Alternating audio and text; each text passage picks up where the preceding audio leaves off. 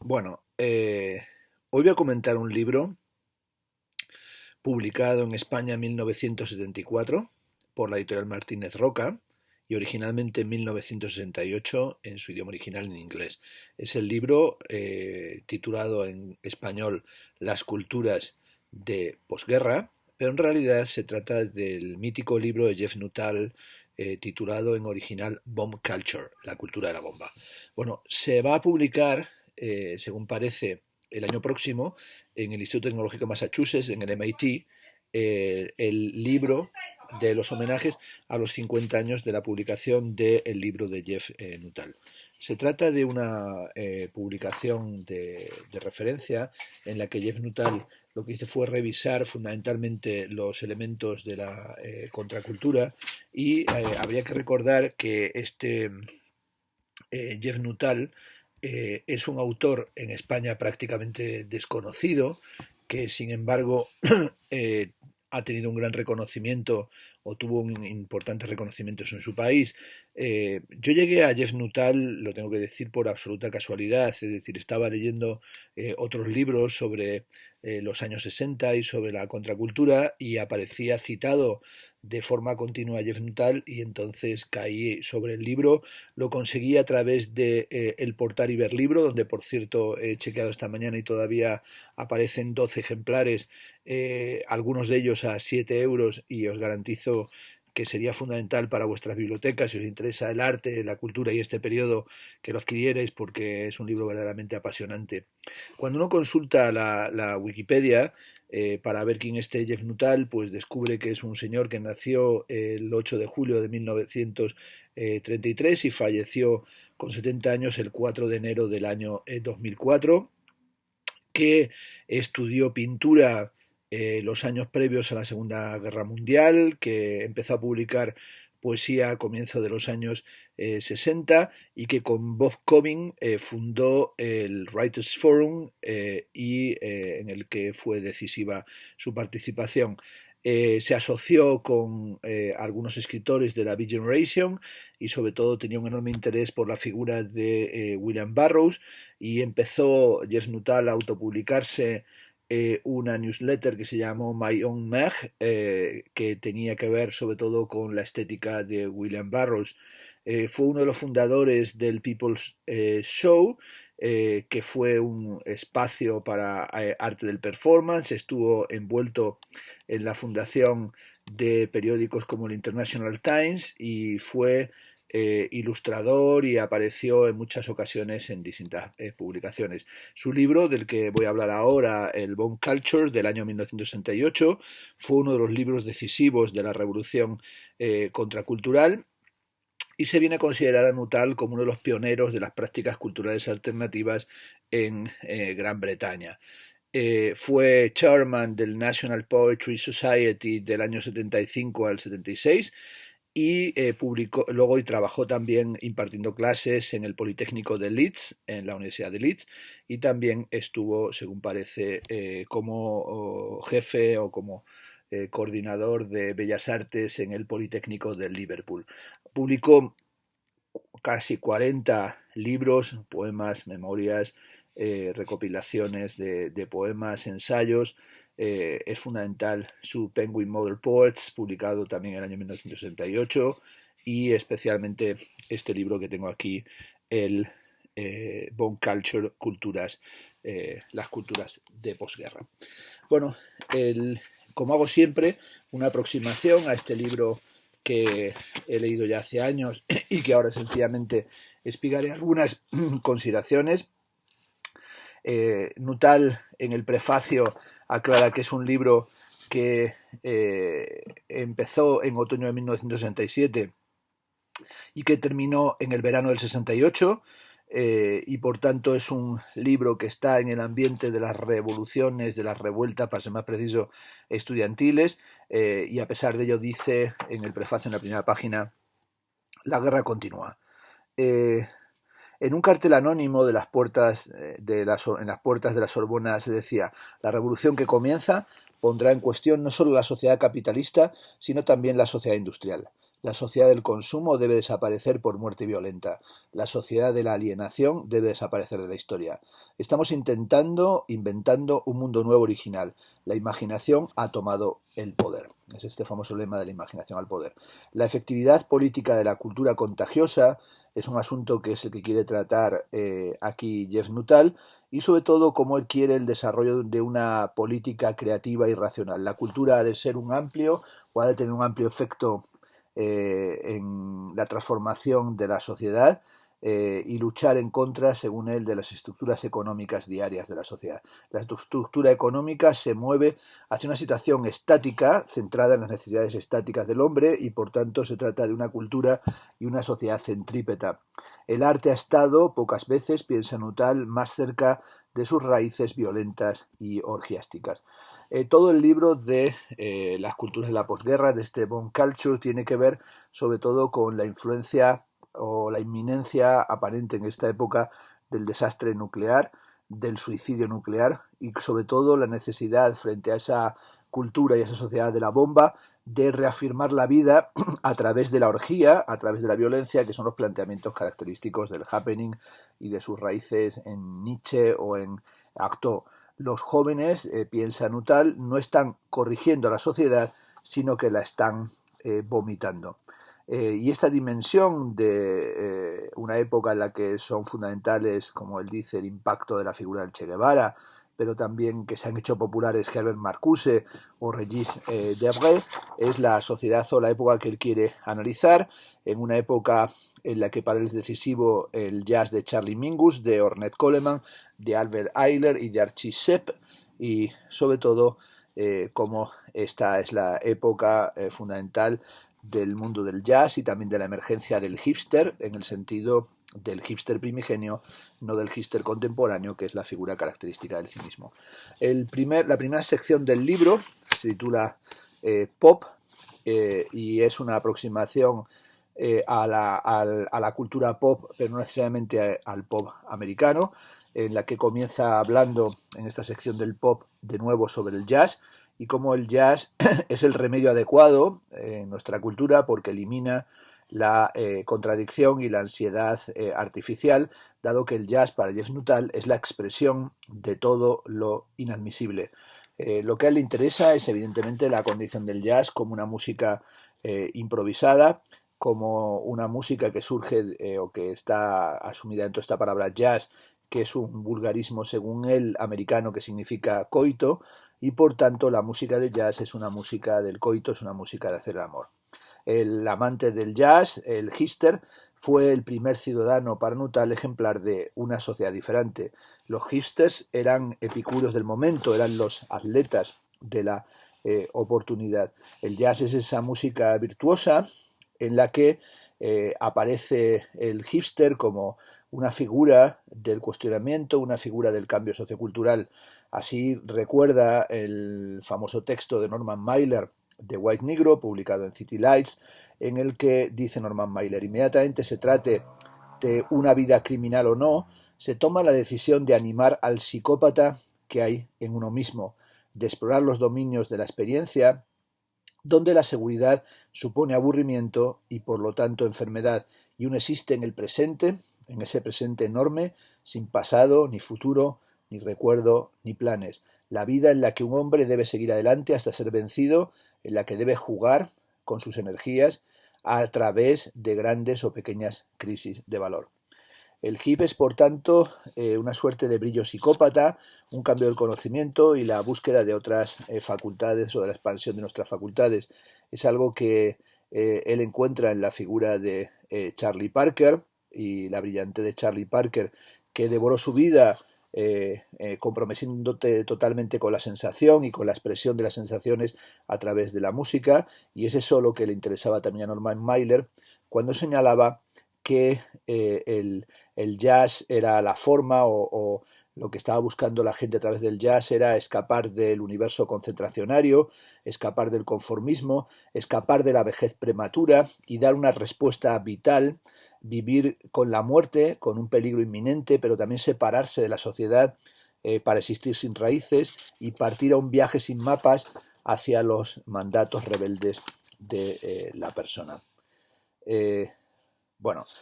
Jeff Nuttall, a lo largo de todo el libro, hablando continuamente del choque generacional y sobre todo de una sociedad y una época en la que los nervios estaban rotos por la amenaza del desastre nuclear, en la que emerge la estética del grito, y ese grito aparece a través de las trompetas y los saxos estratosféricos de Woody Herman o de Dizzy Gillespie en su tema Things to Come, esos discos que sintetizan para él la rebeldía o la rebelión contra la sociedad. También señala cómo hay que ponerse una armadura y necesitamos una máscara que es una nueva falta de afectación, pero también se necesita un look que en cierta medida transmite violencia, como sería el look que tuvieron los Teddy Boys, y también esa actitud de entregarse, como sucede en la música de Elvis Presley, al redescubrimiento de una cierta ceremonia dionisíaca. Jeff Nuttall va a ser un defensor de la estética de, por ejemplo, los jóvenes con vaqueros y con chupas de cuero en motocicleta, de los salvajes, de los rockers, de los mods, de esos mods que tenían ese look que parecía que surgía el deseo de emular a la clase media, presuntuoso y a veces incluso ridículo, pero también de esos grupos pops que van a ir apareciendo, como los Rolling Stones, los Pretty Things, los Kings, los Beatles, la estética yeye, pero también le interesaba cómo a través del pop emerge una suerte de estética de la desviación sexual, pero también la importancia que tiene el sadismo, la mezcla de anfetaminas y también la importancia para esta época de la aparición de la píldora anticonceptiva. Desde que Elvis, dice en la página 39, se presentó como el hechicero del sexo, la violencia y el narcisismo, toda la subcultura había ido adquiriendo un carácter progresivamente tribal en sus costumbres y jerarquías, un carácter tribal que se encuentra en tribus como sería Los Ángeles del Infierno, en California, y cómo van a crear sistemas de admisión salvaje dentro del propio grupo. La segunda parte del libro se titula Protesta y comienza hablando del ambiente de protesta de la época y la importancia que tenía o que había tenido el existencialismo de Sartre y de Camus, con ídolos populares como Juliette Gréco, Anouk o Edith Piaf, con Jeanne Rien, pero también con esta época en la que el aburrimiento, dice, parecía que se estaba poniendo de moda y como la ingenuidad equivalía a la honradez, la ineptitud a sinceridad y el mérito radicaba en la proximidad a lo animal y a lo vegetal. Se trata de una reivindicación del papel de la autenticidad en una época de desilusión de los adultos, en una época de cinismo, en una época en la que el héroe de Mirando hacia atrás sin ira era un trompeta egocéntrico, criticón y amargado que no era ni ligeramente una figura sagrada como Charlie Parker, sino la voz de la clase media rebelde contra las pretensiones plebeyas. Bueno, esta dimensión de una época de protesta, sobre todo la asocia a lo que fueron las protestas por el desarme nuclear y sobre todo la marcha de Aldermaston, que reunió a un gran número de personas, el mayor número de personas que se habían reunido por motivos político-humanísticos, dice 10.000 al final de la primera marcha, 20.000 al final de la segunda y 100.000 en la tercera marcha, un asunto que es decisivo a través de los comités de desnuclearización, tal y como aparecen en las páginas de esta sección dedicada a la protesta, pero también en toda esta parte habla de las transformaciones morales, de las transformaciones sociales, de la dialéctica, de la liberación y sobre todo cómo en esta época el arte existe para derretir los valores establecidos y para cuestionar la dimensión de la seguridad, pero también pensando con esa dimensión que hay de destrucción o de posible destrucción del planeta. Figuras como Bob Dylan, como Martin Luther King, como Norman Morrison, que se empapó de gasolina y se prendió fuego en las escaleras del Pentágono, como protesta contra la guerra de Vietnam, son fundamentales. También la evocación y la importancia que tiene la Universidad de Berkeley como centro del movimiento de protesta, pero también figuras de la literatura como Norman Mailer o como Jess Baldwin al escribir The Fight Next Time, o también el movimiento anarquista americano centrado alrededor de la figura de Bernard Marzalek, su librería de Chicago, y el grupo Blast Max, la Máscara Negra de Nueva York, que fueron machacando los ideales liberales y el misticismo beat para crear una protesta política y una fuerza de pivote que cuestione las formas del poder. Eh, Él también le interesan mucho las ideas de Malcolm X y también toda esa dimensión que tenía el Black Power de Stokely y Carmichael sobre la revuelta absoluta y sobre la liberación total del hombre. Eh, a veces cita un pasaje del New York Times del 16 del 7 del año 1967, a veces entre las escenas de destrucción y pillaje que había en algunas partes de la ciudad, aparecen, dice, la ciudad como si fuera un campo de batalla, pero también como si tuviese el ambiente de un carnaval. Este ambiente de carnaval, dice Jeff Nuttall, es el medio de la metamorfosis como verdadero aliento de la cultura. La sección tercera se titula Arte y comienza diciéndonos que el futuro es un vacío y que en estos tiempos esto se está haciendo cada vez más evidente. La única forma de tratar con el vacío es mediante un juego de suerte, mediante un comportamiento absurdo, de danzas tontas y diseños arbitrarios, del gesto que por definición no tiene nada que ver con los valores que se mantenían anteriormente, del disparo a la oscuridad y del paso en el vacío, de esos caminos que desprecian todo punto de referencia, donde surgen objetos y experiencias que a su vez sirven como punto de referencia y valores para la sociedad. Él habla de el comportamiento del arte en esta época como un comportamiento que cuestiona el desastre inminente, pero también como un arte que tiene una dimensión revolucionaria, que entronca con William Blake y sobre todo con aquella idea de Blake de que vale más asesinar a un niño en su cuna que alimentar deseos incumplidos. El universo significado de lo real sublime es para Nuttall la sublimación del hombre y el único dominio del hombre era lo sublime. La sociedad entra en una fase de excentricidad o de excentrismo y sobre todo van surgiendo guetos y formas de un arte bohemio que tienen una referencia en la figura totémica de Sade,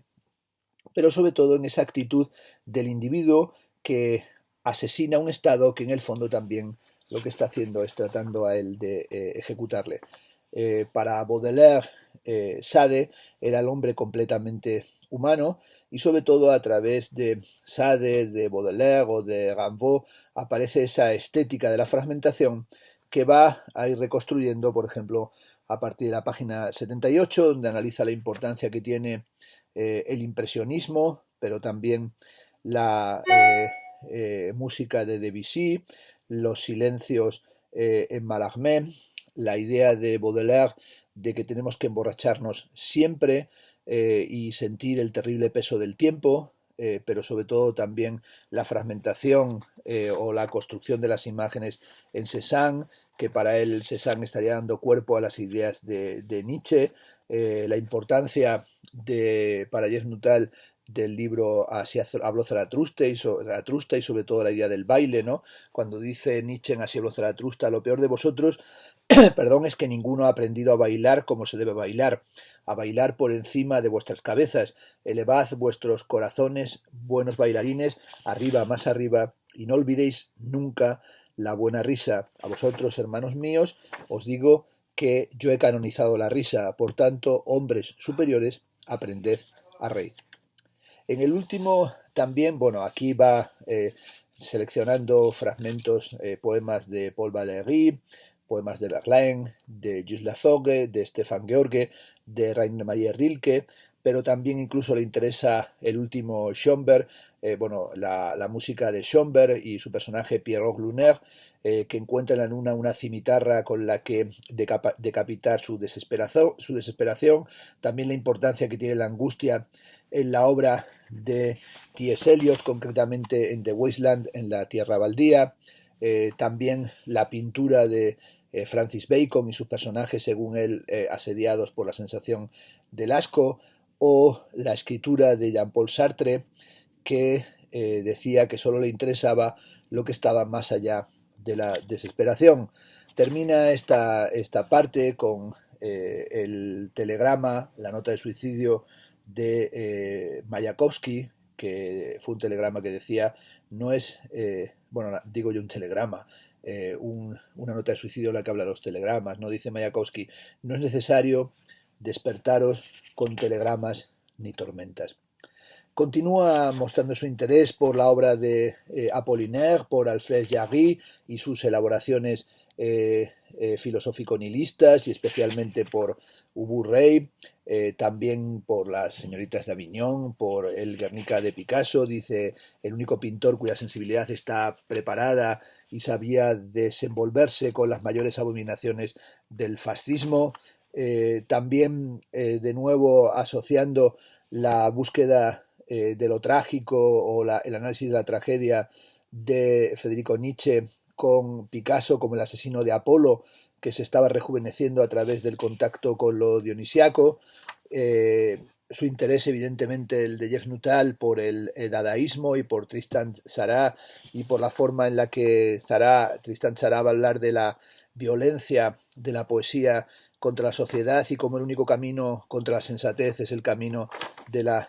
destrucción. El principio del simultaneísmo en la obra de Hugo Ball, las colecciones de impertinencias, la búsqueda del lado oscuro de la existencia, el cuestionamiento del principio de la autoridad y de la dimensión apolínea de la cultura, la defensa del trabajo también poético de Kush Witters, y también la pintura de Francis Picabia, y la lectura o la interpretación que del dadaísmo va a hacer André Breton. También le va a interesar todo lo que sería la figura de Antonin Artaud, las posiciones pictóricas de André Masson, de Benjamin Perret, de Raymond Queneau, de lo que sería el comienzo del colectivo Ulipo, del manifiesto del surrealismo del año 1924. Evidentemente va a rescatar la idea de que el surrealismo es la creencia en la realidad superior de ciertas formas asociadas y desdeñadas hace tiempo, pero también es ese pensamiento dictado en la ausencia de todo control ejercido más allá de toda preocupación estética o de toda preocupación moral, pero también aquella análisis que hizo Antonin Artaud, la famosa frase de Antonin Artaud cuando dijo que si hay algo infernal y maldito en nuestro tiempo, es nuestra pérdida de tiempo con las formas, en lugar de ser como víctimas ardiendo en la pira, haciendo señales a través de las llamas. Continúa abordando la importancia que tiene James Joyce, particularmente el Finnegans Wake, también la importancia de la poesía de Walt Whitman y de los arquetipos junguianos, el deseo que aparecería en la escritura de William Burroughs de dar cuenta de ese pensamiento, que es un pensamiento que va cortando continuamente la realidad, pero también lo que sería la dimensión de esa introducción en la poesía, en la literatura, de una actitud delictiva o de la actitud y del comportamiento del delincuente, el delincuente que, al igual que el Gister, mostraba un modo de vida que era una alternativa a la forma de sujeción de la realidad de la sociedad en la que vivimos. El cuarto de los capítulos se titula Humor negro, comienza con una cita de Lange que dice: ¿cuándo se levantará el velo? ¿Cuándo se convertirá la charada en carnaval? Puede que los santos aún besen leprosos, ya es hora de que el leproso bese al santo. La mejor forma de humillar o de cuestionar la sociedad en la que vivimos aparece como una forma que mezcla el aislamiento, pero también la ridiculización, el reírnos, suele utilizar el humor, y es algo que Jeff Nuttall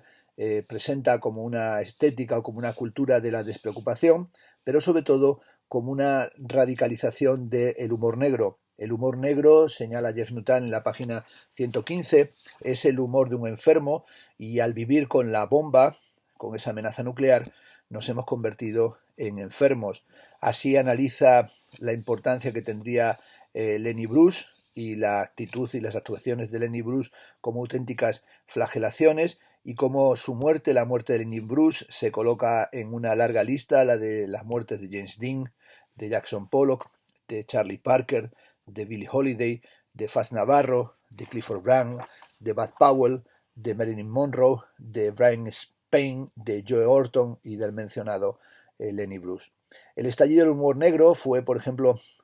algo muy importante también en El almuerzo al desnudo de William Burroughs, pero también en la pintura de Bacon se podía ver esa dimensión del humor negro y esa dimensión incluso de la esquizofrenia, como la encuentra en cierta medida Jeff Nuttall, la esquizofrenia como la búsqueda de una existencia más intensa, de una vida más humana, de una búsqueda de un ser más completo, y esta reivindicación de la esquizofrenia es algo que, como sabemos, va a ser luego también decisivo en ese monumental libro de Gilles Deleuze y Félix Guattari, que es el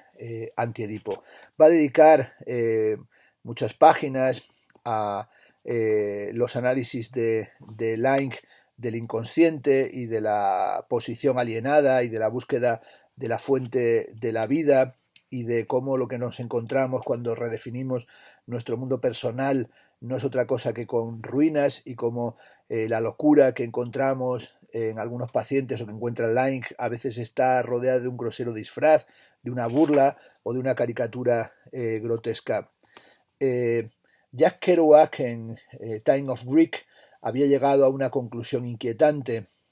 Dice en la página 120, todo el mundo, dice Kerouac, se siente como un zombie, todo el mundo se está convirtiendo en un zombie, todo el mundo se siente que el gran zombie es él, y desde algún lugar al final de la noche el gran mago, la gran figura de Drácula, de la locura y desintegración moderna, el genio sabio que se esconde detrás de todas las cosas, el diablo si queréis, va moviendo todo el tinglado con los hilos de brujas y juramentos. El mundo se siente así ahora. Puede que al principio sea un carnaval del horror, pero estoy convencido de que de ello saldrá algo raro.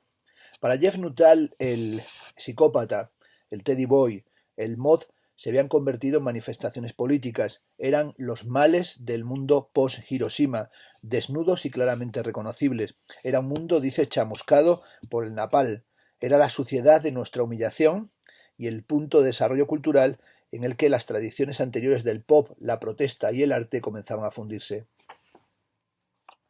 El rocker, así el Teddy Boy y el gamberro, serían formas o modalidades del cuestionamiento de la sociedad, que para él tenían que ver también con lo que en el arte estaba sucediendo, con la pintura de acción, con esa pintura que confía en lo azaroso, en la mancha, en el borrón, en lo encontrado, en el trozo de cartón, en los cigarrillos pegados en el lienzo, en las pinturas de Rosenquist con espaguetis y barras de labio y latas de cerveza, en las pinturas de Jasper Johns, en los fragmentos de cómics que utiliza Roy Lichtenstein, en los ready-made de Marcel Duchamp, en las caligrafías de André Masson, en los objetos encontrados de Bruce Corner, en los environments, en los ensamblajes de Kingholz, es decir, en todo aquello que supone el encuentro, ¿no? La dinámica de algo que se encuentra. Y para Jeff Nuttall lo fundamental no es el encuentro de los objetos, sino el encuentro con la acción humana. Esa dimensión del encuentro con la acción humana es lo que le lleva a reivindicar los happenings, a Alan Caprow, los primeros happenings de Clarence Oldenburg, de Jim Dine, como una evolución, dice con claridad aquí Jeff Nuttall, de la pintura de acción,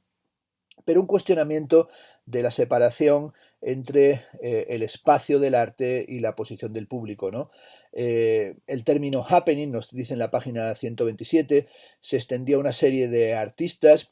que cuestionaban la condición del público corriente y se aplicó a situaciones como las de Ken Dew en América, Mark Boyle en Inglaterra, Jean-Jacques Lebel en Francia, y se aplicó a los descarrilamientos de trenes preparados por Wolf Hostel, a las orgías de sangre de Otto Mill, de Günter Bruce, de Hermann Nies y su Instituto Vienés de Arte Directo, a las demostraciones eróticas del grupo japonés Dimensión Cero, a las situaciones políticas de intención didáctica de los situacionistas internacionales, o a las anarquistas de Máscara Negra del Black Mass de Nueva York, los probos de Ámsterdam, la música de acción en las composiciones de John Cage, Cornelius Cardew y Stockhausen, los recitales poéticos de Adrian Henry en el Club Tabard de Liverpool, los fríos y distantes ejercicios de Robin Page y el grupo Fluxus, con sus defecaciones en público en algunas ocasiones. Bueno, terminar con Fluxus y sus defecaciones en público es realmente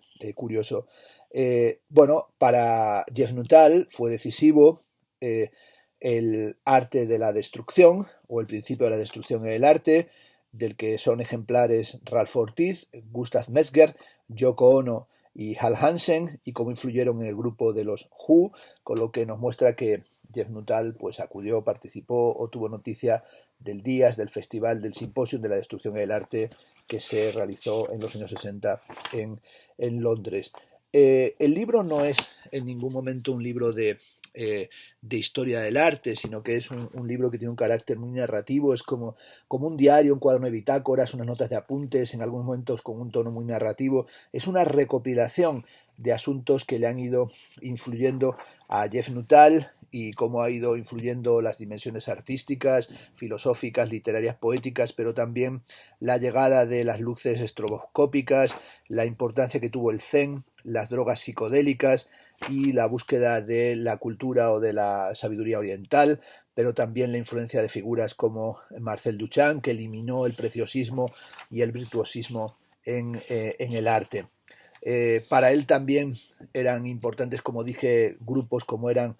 cuestionarlos o plantear que habían supuesto grupos como Los Ángeles del Infierno, en una época en la que todos estamos enfermos, pero también la emergencia en esta época de las historias de espías y la importancia que tiene una figura como James Bond, una suerte de época que tiene una fiebre de sadomasoquismo en todas las artes, como revelan particularmente los accionistas vieneses, Otto Mull o Hermann Nies, pero también la fascinación por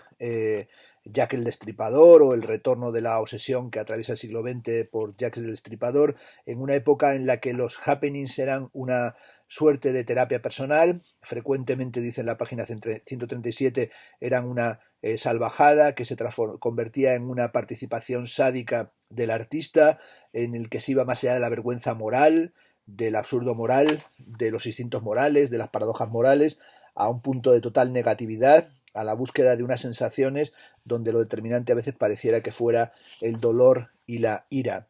La morbosidad era para muchos la decisión de realizar algún acto ceremonial de violencia que gastase la destructividad del subconsciente colectivo y de esta forma limpiase a la sociedad del miedo, abriendo una salida para las energías frustradas, y esto se encuentra, según Nuttall, en la obra de Gustav Metzger, de Ralph Ortiz y de los accionistas vieneses. Es una suerte de estética del enfrentamiento con el tabú, pero también es una búsqueda de un sadismo que nos permite escapar de una realidad que es pura ilusión, como hace un artista como David Medalla, pero también de mostrar al artista como aquel que es un superviviente que busca otra realidad que tiene un carácter, dice, metafísico, y también tratar de suturar o curar las heridas psicológicas que genera esta cultura de la bomba, que ha ido a su vez articulando un deseo de una espiritualidad regeneradora y de una espiritualidad que a su vez tiene pues que ver con corrientes de la psicología de los arquetipos de Jung, pero también con esa necesidad de corregir nuestras mentalidades que están marcadas por mecanismos defensivos analizados a fondo por Freud y por Laing. La parte quinta se titula Underground, y en esta parte dedicada al underground de nuevo habla en términos autobiográficos de sus viajes, por ejemplo, a Salzburgo en el año 1962, donde se aburrió absolutamente y cómo vio que ahí la cultura conducía prácticamente o de forma directa hacia el suicidio, y cómo para él lo decisivo culturalmente, y es algo que le mostró a las claras el Almuerzo al desnudo de William Burroughs, era dirigirse hacia una estética del obsceno y forzar a la gente a aceptar su propia vida y a vivirla en profundidad. Hay que disolver el lenguaje, como hizo William Burroughs, y superar las contradicciones que se amontonan en la idea de la cultura como una unidad armoniosa. Toxicómanos de todo el mundo, unidos por un lazo de hierba, dijo William Burroughs, parodiando sus propios conceptos, y si los románticos pensaban que la competencia del hombre era lo sublime, William Burroughs pensaba que la competencia del hombre era lo subliminal. El ataque virulento de Tristan Tzara y del dadaísmo continúa en William Burroughs como un cuestionamiento de las formas convencionales de la vida, pero también como una necesidad de sabotear el lenguaje. William Burroughs decía que hay que disolver la identidad y para eso hay que cortar el lenguaje. Puedes cortar el lenguaje, la verdad de cualesquiera palabras escritas o habladas. Corta, dice Burroughs, y absorbe de todas las mentes vivientes. El humano es un ser que es capaz de cortar. En cuanto tú cortas las palabras, eres. Nadie puede saber cortar. Corta tu propio dónde. Humanos son construcción y de un pensamiento que siente todas las mentes. Corta él. Hay que sabotear el lenguaje y hay que sabotear el lenguaje en una dirección que hizo William Burroughs, pero que se continúa en la cultura underground, que se continúa en la poesía concreta, en artistas como John Latham, con el que tuvo una estrecha relación Jeff Nuttall, y va dando aquí muestras de esta estética del corte y de estas nuevas formas de comunicación que tienen algo de ataque al subconsciente armonizado, a la forma convencional de comprender la vida, tratando de llegar a una sublevación de las mentes. Por eso también se acerca y defiende el famoso libro de su amigo Alexander Trotsky, La insurrección invisible del millón de mentes, y ahí nos recuerda que la rebelión política es y debe ser inefectiva porque tiene que luchar dentro del nivel político reinante. Ahora y en el futuro, nuestro centro está en todas partes, nuestro círculo en ningún lugar en particular.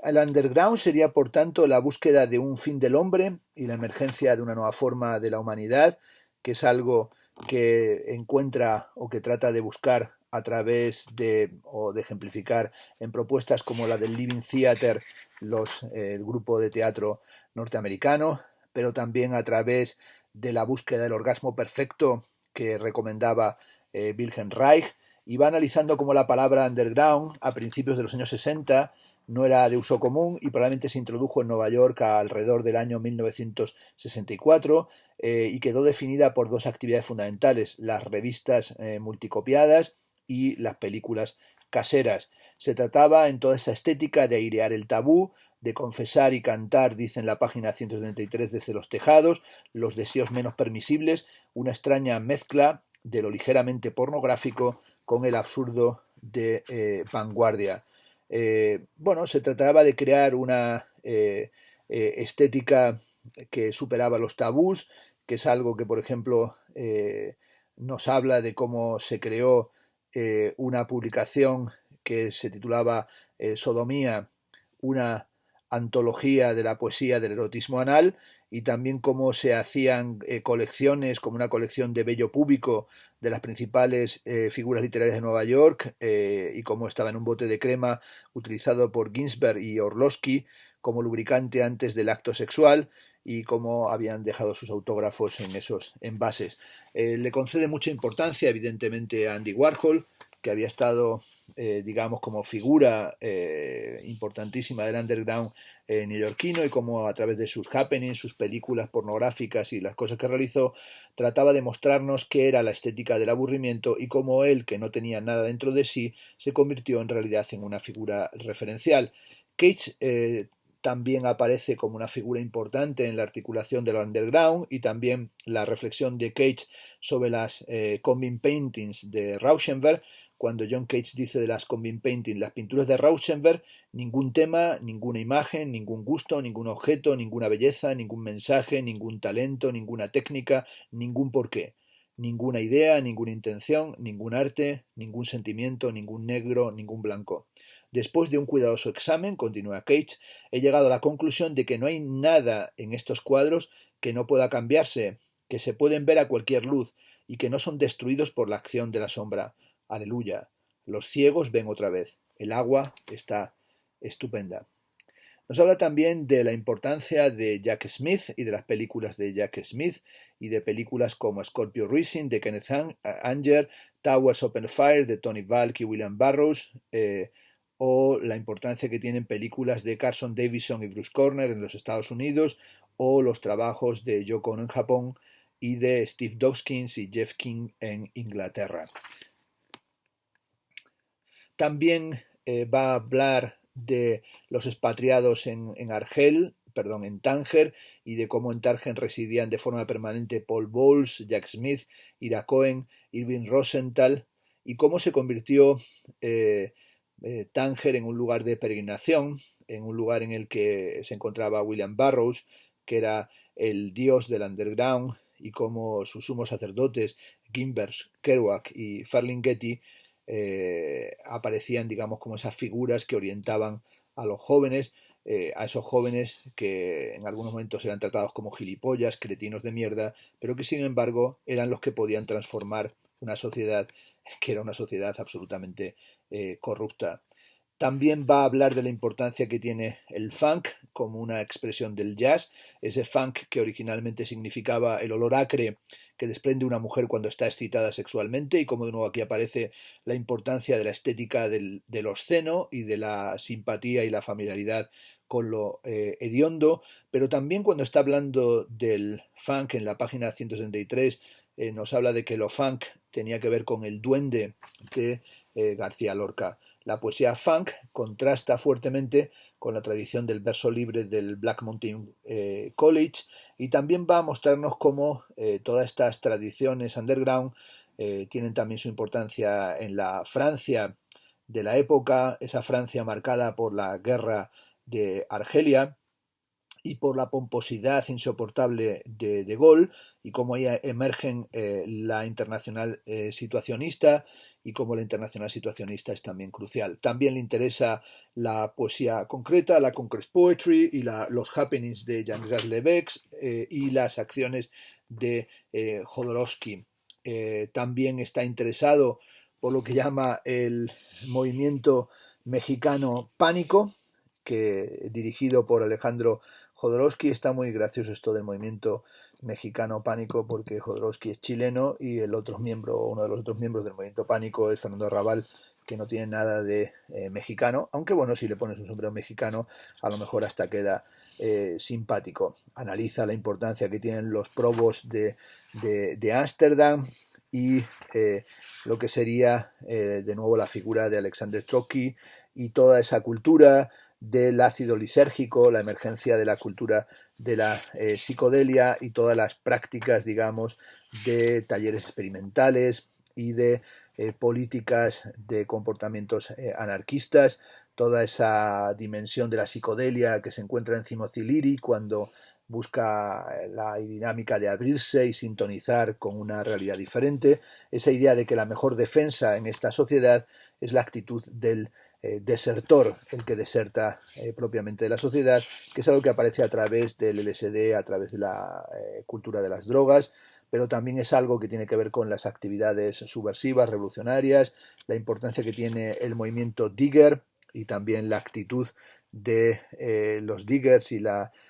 San Francisco como cuestionamiento de la propiedad, o también la historia que cuenta Grogan, como al pasar por Nueva York quemó billetes de dólar en público, como haría también Abby Hoffman. Bueno, el libro, como digo, es un recorrido realmente fascinante por la práctica social, por la práctica cultural, por los comportamientos underground, por esa praxis de las artes que quiere cuestionar y descomponer la sociedad, por una actitud que él llama post-antipolítica, una actitud en el que se puede cambiar el mundo si uno quiere cambiar un mundo en el que no se haga cargo del tiempo marcado, es decir, del tiempo marcado por los relojes, y termina el libro con un tono muy narrativo de las relaciones, los enfrentamientos entre Coben y Alex Trotsky, Coben con el que colaboró muchísimo el propio Jeff Nuttall, y termina como una especie de obra de teatro, de cuestionamiento entre los amigos, y sobre todo esa idea de cómo plantear una subversión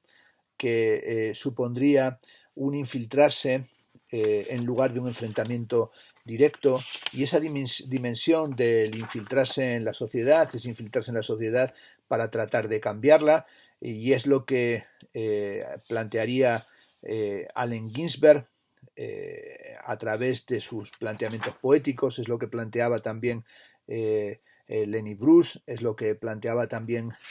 la parte rebelde de la cultura pop, y sobre todo esa necesidad de escapar del manicomio, o por lo menos de bucear en nuestras propias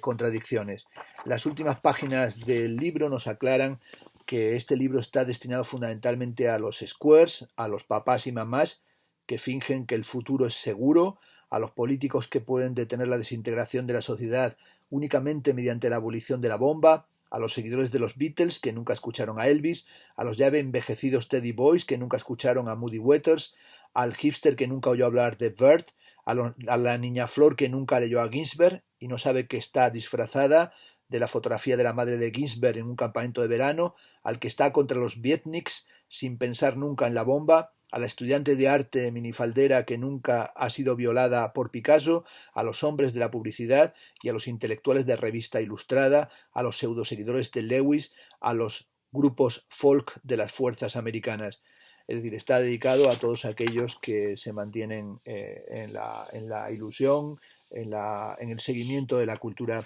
establecida. Él quiere cuestionar, Jeff Nuttall, esta sociedad, pero tiene de momento una pobre alternativa, y es esta alternativa underground, una alternativa en la que para él, a la manera de William Burroughs o de Timothy Leary, debe instaurarse una religión de la que cada individuo pueda estar lo necesario para su sensibilidad totalmente única, en la que el Dios autoritario de las iglesias desaparezca para permitir que la vida del hombre adquiera un significado como un sacrificio al ser, un sacrificio ricamente prolongado a través de los años. Piensa Jeff Nuttall que en el underground, en la cultura pop, la cultura LSD, los movimientos antinucleares, en el cuestionamiento de las guerras, de la guerra de Vietnam del momento, está sucediendo algo serio a gran escala, y que parece ser que nos encontramos ante una gran oportunidad, y que esto sobre todo nos tiene que llevar al reconocimiento de una nueva definición del ser que debe ser llevada a cabo por un ente conscientemente alienado en una totalidad eterna, y que es necesario volverse, según él, hacia el espacio interior, bañarse, dice en la página 241, en la música virulenta que surge en las estratosferas de la mente como esperma y luz, y el LSD es lo que permite esa conciencia. Hay que regresar, por tanto, al espacio interior, pero también aprender a regresar desde ese espacio interior para transformar el mundo, para modificar el deseo de muerte de la cultura de la bomba. Y dice que cuando está completando el libro en noviembre del 65, se da cuenta de que ya se está terminando el tiempo de la psicodelia, y que hay que buscar un tiempo en el que sea capaz uno de buscar una indiferencia, pero también algo diferente, y esa búsqueda concierne a los artistas, a los investigadores. Es una investigación que supone volver de la nada, es decir, volver de esa nada que habría generado los comportamientos psicodélicos y ciertas formas de la espiritualidad. Todo artista merecedor de su nombre, dice en la página 243, sabe ya que para producir cualquier cosa de valor debe apoyarse en el cosmos y debe dejarse llevar por él por lo menos en una parte del recorrido. Es hora de que demos cuerpo a la música de los dioses, cultivando el artesano que hay en nosotros. ¿Podemos, se pregunta en la última página del libro, planificar una arquitectura basada en el músculo estático y en la luz musical? Simón Rodia,